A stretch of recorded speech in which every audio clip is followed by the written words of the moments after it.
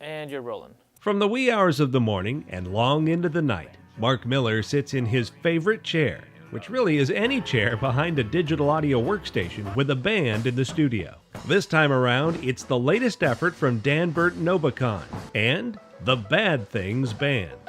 Miller has worked across a lot of musical genres, but this project is very, very different. The whole record's a story. It's not just a series of songs put together.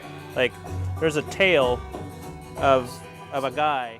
We're doing a concept record, which is kind of unique in the sense that it's not a bunch of songs put together to create a record. It's one giant story. It's kind of a dark story, but it's one giant story, and it's got elements of Foley and soundscape, and each song kind of moves into the next. Really unique lineup of instruments. There's accordion, banjo, mandolin, a slew of voices, saw, upright bass, sousaphone, and who else knows what these guys are going to throw at me. They're all a bunch of characters, really fun to work with.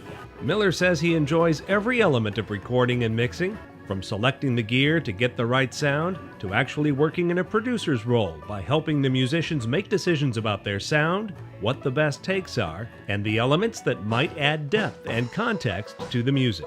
Lilting female voice, maybe some bowing on the bass, some saw.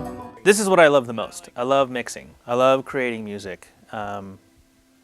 There's the element of working with different musicians and getting a chance to learn from each of them. It's fun to layer it and put it all together.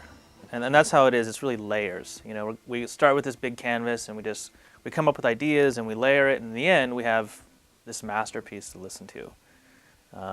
It's fun. It's my painting. It's my art. The use of modern file-based workstations and software makes listening to tracks, critiquing, and making changes in the performance easier in the hands of an operator who knows what tools to use and how to get the most out of them. But still, though, it takes a sharp ear and a feel for what the final mix is going to be. And Miller says that's something that just doesn't come in a box.